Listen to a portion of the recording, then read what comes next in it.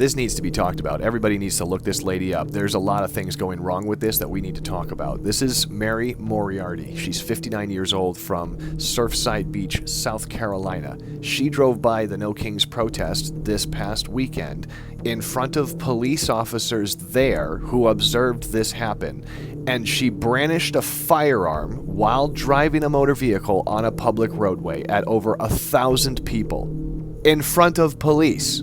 This is the picture of her that the press is showing and that they're showing so far, and they're referring to her as a woman. But I want to show you something so we can clarify something real quick with a visual to help paint a better picture, more accurate picture of who this lady is.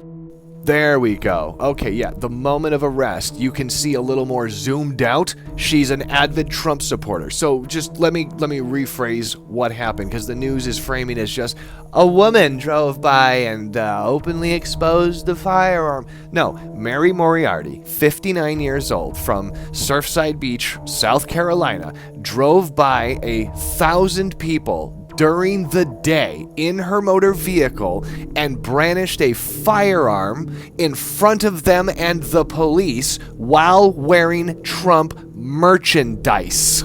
So you would say she's an active, radical, right-wing fucking lunatic, because that's what they all want to paint everybody on the left as. But we have actual proof. This would be like if she wore something that said, "I'm actively Antifa." She is a Trump supporter who drove by a bunch of citizens with signs and pointed a fucking firearm at them.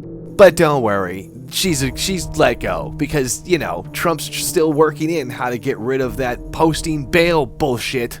Anyway, here's from the Myrtle Beach Police Department's Facebook post if you want to read into this. I think it's very disingenuous for the news media to use a shot where they crop out her shirt and leave out that this is an avid Trump supporter who drove by a bunch of peaceful protesters in front of police during the day on a public road while operating a motor vehicle brandishing a firearm.